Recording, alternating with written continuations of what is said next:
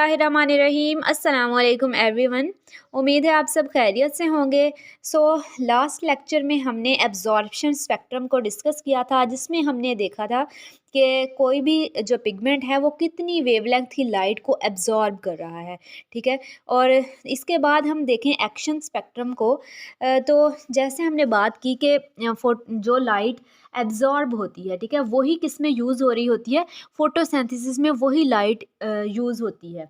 तो action spectrum की बात करें तो एक ऐसा स्पेक्ट्रम है जिसके अंदर लाइट जो एब्जॉर्ब होती है, ठीक है, जैसे लाइट एब्जॉर्ब हुई है, अब उसके अंदर कितनी सलाहियत है कि वो फोटोसिंथेसिस के प्रोसेस को चला सके, ठीक है। तो इसमें हम क्या देखते हैं, डिफरेंट लाइट्स को देखते हैं एक्शन स्पेक्ट्रम में कि वो फोटोसिंथेसिस के प्रोसेस को चलाने के लिए कितनी इफ़ेक्टिव हैं, ठीक है। इस चीज़ को हम किस में डिस्कस करते हैं, एक्शन स्पेक्ट्रम में डिस्कस करते हैं कि कोई लाइट जो है वो कितनी ज़्यादा इफ़ेक्टिव है।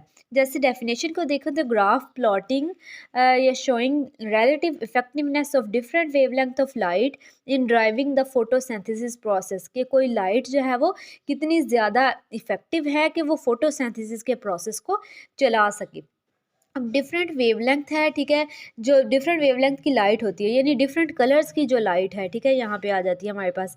नॉट ओनली डिफरेंटली एब्जॉर्ब, ये ना सिर्फ जो है वो एब्जॉर्ब डिफरेंट तरीके से होती है, बल्कि क्या होता है, also differently effective in photosynthesis. Her light का फोटोसिंथेसिस पे डिफरेंट इफ़ेक्ट है, ठीक है। हर लाइट डिफरेंट तरीके से एब्जॉर्ब होती है और उसका डिफरेंट इफ़ेक्ट है फोटोसिंथेसिस के प्रोसेस में, ठीक है। तो ये हमारे पास क्या है, एक्शन स्पेक्ट्रम है कि डिफरेंट वेवलेंथ की लाइट्स जो है वो कितनी ज़्यादा मौसर हैं, कितना असर है, वो कितनी ज़्यादा इफ़ेक्टिव हैं, ठीक है। वो ग्राफ जो जाहिर कर रहा है कि कोई लाइट कितना फोटोसिंथेसिस के प्रोसेस को चला सकेगी, ठीक है, कोई लाइट कितना फोटोसिंथेसिस के प्रोसेस को चला सकेगी। तो इसकी डिस्कवरी की बात करें तो एक्शन स्पेक्ट्रम हमारे पास सबसे पहले जर्मन बायोलॉजिस्ट TW एंगलमैन ने दिया था और 1883 में उसने जो है वो ये बनाया था।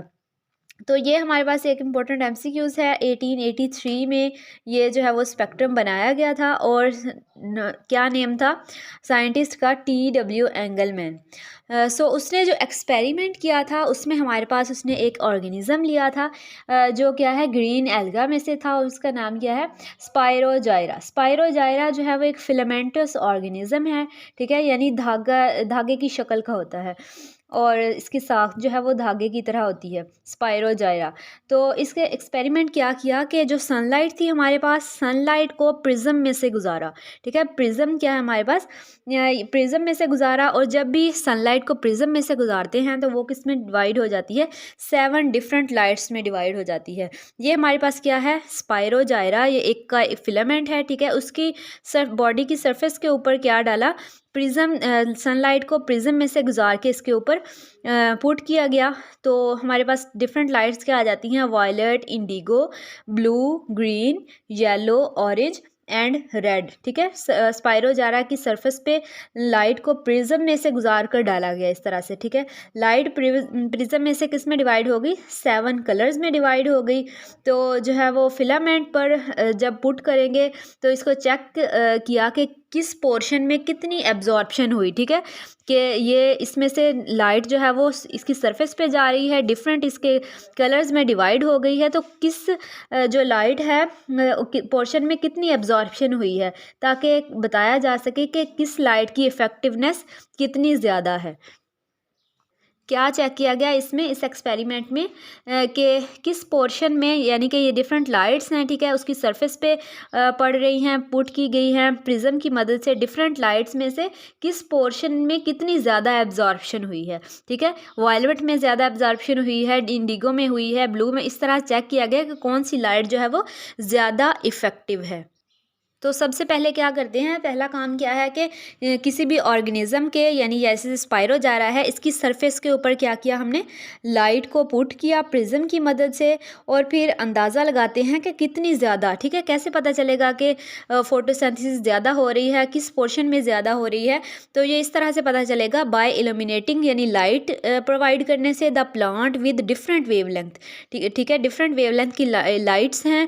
Then estimating relative carbon dioxide consumption और ऑक्सीजन रिलीजेस। ठीक है, इससे हम क्या अंदाज़ा लगाते हैं कि कितनी ज़्यादा कार्बन डाइऑक्साइड इस्तेमाल हुई है और कितनी ऑक्सीजन रिलीज़ हुई है। ठीक है, क्योंकि जो फोटोसिंथेसिस का प्रोसेस है इसमें कार्बन डाइऑक्साइड जो है वो इस्तेमाल होती है और ऑक्सीजन क्या होती है, रिलीज़ होती है।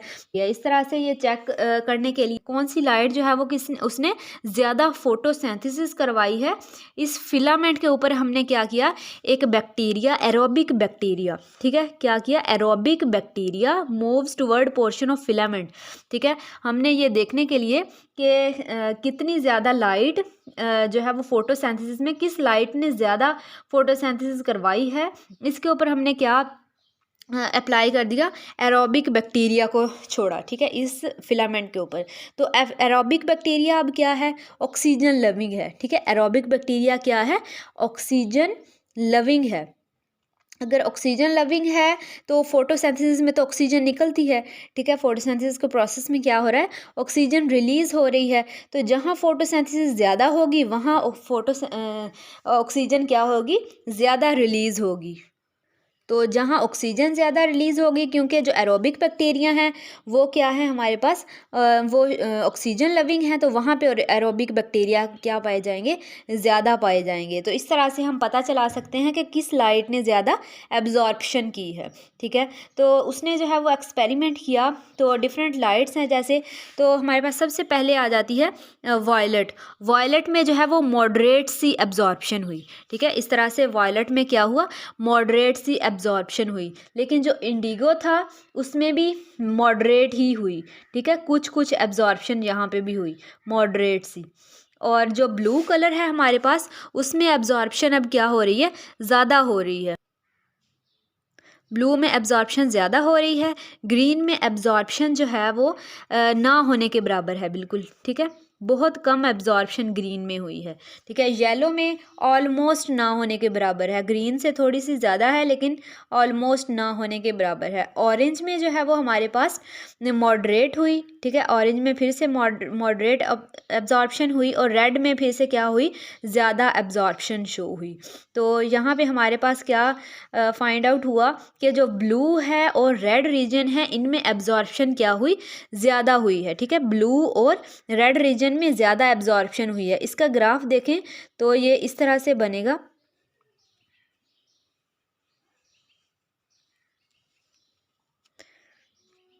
इस तरह से बनेगा कि जो हमारे पास है रेड लाइट, रेड में और ब्लू में सबसे ज़्यादा एब्जॉर्प्शन हो रही है। ठीक है, सबसे ज़्यादा एब्जॉर्प्शन किस में हो रही है, रेड लाइट में और ब्लू लाइट में। ठीक है, ये एक्शन स्पेक्ट्रम है कि कौन सी लाइट जो है वो ज़्यादा इफ़ेक्ट शो कर रही है। तो हमारे पास कौन सी लाइट से ज़्यादा इफ़ेक्ट शो कर रही हैं, ब्लू और रेड लाइट से ज़्यादा जो है वो इफ़ेक्टिव हैं फोटोसिंथेसिस के प्रोसेस में।